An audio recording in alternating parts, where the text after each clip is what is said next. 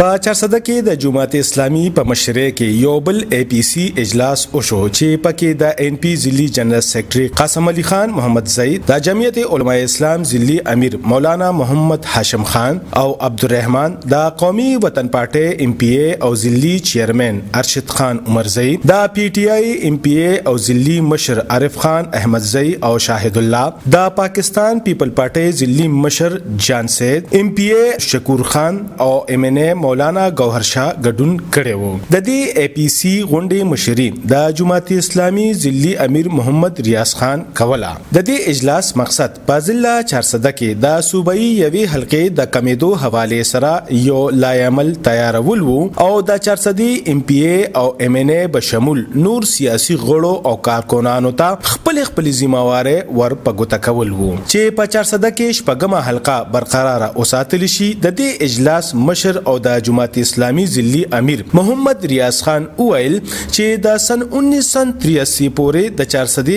آبادی 8 لکه وا، نو هغه وخت هم د صوبایي حلقو تعداد په چارسده کې 15 وو، بیا روستو شپږ شو او اوس چې د چارسدي آبادی 14 لکونه سیوا شوې ده، نو بیا د چارسدي صوبایي حلقې 15 کړې شوې دي. د چارسدي یوه صوبایي حلقه د کمولو په ځای زیاتول پکارو او که دغه سي ممکن نه وي نو هم د شپږ حلقې دی برقرار اوساتل شي. نن چې د APC کوم اجلاس وشو په دې کې د ټولو سیاسي جماعتونو نمائندګي وه او MPAs هم پکې شامل وو او نن د 2 ورځې مخکې چې کوم زموږ اجلاس شو د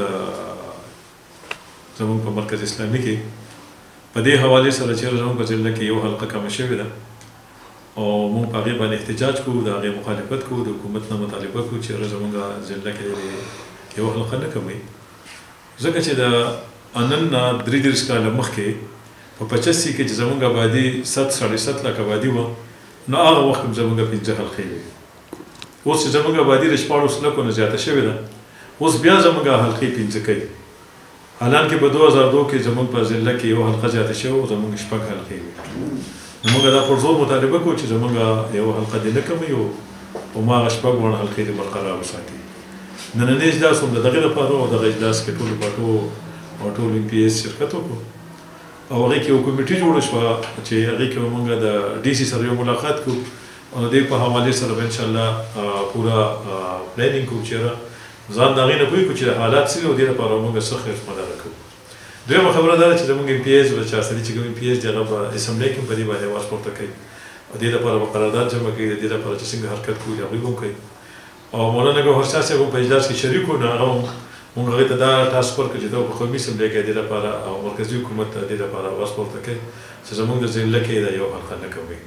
نو دا نننی اجلاس بنیادي طور هم د دې لپاره د APC اجلاس کې شریک د نورو سیاسي ګوندونو مشرانو هم د محمد ریاض خان د خبرې سره اتفاق څرګند کړو او ویل چې MPA صاحبان او MNA باب د صوبایي او قومي اسمبلی په فلور باندې دا आवाज اوچتای د چارسدي د اولس د خېګړې आवाज دی، ځکه چې په چارسده کې یو صوبایي حلقه کمیدو سره به دغه فند هم کم شي چې دا به د چارسدي اولس ته زیان رسي. په دې APC اجلاس کې یو کمیټي هم وټاکل شو چې مشره د پاره محمد ریاض خان غوړه کړی شو او په نورو ممبرانو کې ارشد خان عمرزئی، عارف خان احمدزئی، قاسم علي خان محمدزئی، همایون خان، عبدالرحمن، حاجی جان سید او ټول MPA او MNA شامل دي. دا کمیټه دا ټول ممبران به د شپږمې حلقې برقرار ساتلو د پاره خپل هلې ځلې جاری ساتي.